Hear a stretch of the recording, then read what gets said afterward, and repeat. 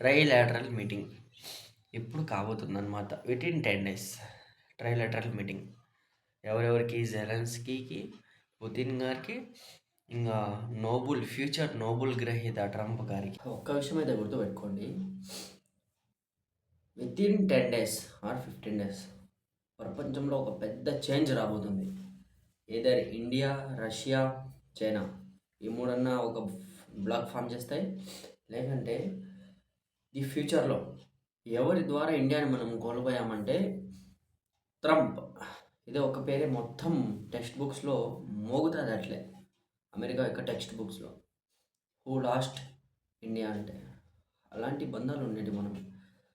ఇంతకుముందు ట్రంప్ ఒకసారి ఎలక్ట్ అయినప్పుడు యాజ్ ఎ ప్రెసిడెంట్ అప్పుడు ఎంత హోస్టల్గా ఉండేవాడు తెలుసా మన ఇండియాతో. ఇంత అంతా కాదండి, చాలా వరకు ఇండియా ఒక ఫ్రెండ్షిప్. మన యూపీలో అయితే ఆ క్లిప్స్ ఇక్కడ ప్లే చేస్తాను చూడండి. ఎలాంటి క్యాన్వాసింగ్ చేశారంటే మొత్తము ట్రంప్ కోసము. మన మోడీ గారు ఎన్ని విజిట్స్ వెళ్ళారు తెలుసా మీకు? 11 విజిట్స్ వెళ్ళారు అమెరికాకి. The highest visited country India. ఒకసారి మన ప్రధానమంత్రి విజిట్ వెళ్తే ఎంత ఖర్చు వస్తుందో తెలుసా అండి మీకు?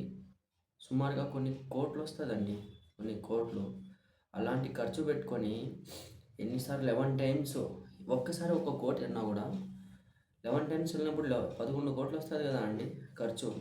అదే 11 కోట్లు అయితే ఎన్ని జాబ్ ఎంప్లాయ్మెంట్స్ క్రియేట్ చేయొచ్చు.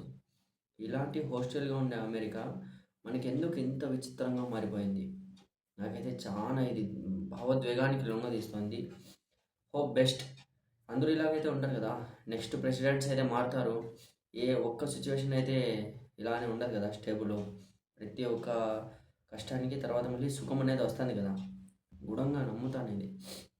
ఓకే, మీ యొక్క ఒపీనియన్ ఏమో చెప్పండి. నెక్స్ట్ ఇండియా ఫ్యూచర్ అమెరికాతో ఇలానే ఉంటుందా, లేదంటే అమెరికాతో ఎప్పుడు ఇండియా డిస్టెన్స్ మెయింటైన్ చేస్తుందా? వాళ్ళు మైండ్లో కొలోనియలిజం అనేది మెయింటైన్ చేస్తున్నారు. ఒకప్పుడు బ్రిటిషర్స్ మనల్ని రూల్ చేశారు కదా, అమెరికన్స్ వాళ్ళు ఏమనుకుంటున్నారు ఇండియాని చూస్తే మెతుకు దేశం. వాళ్ళకి తెలియదండి, వాళ్ళు తిరిగి దెబ్బ వాళ్ళకి పడుతుంది అని చెప్పి మన ఇండియాతో. Hope best. మీకు యొక్క ఒపీనియన్ కమెంట్స్లో ఖచ్చితంగా పోస్ట్ చేయండి.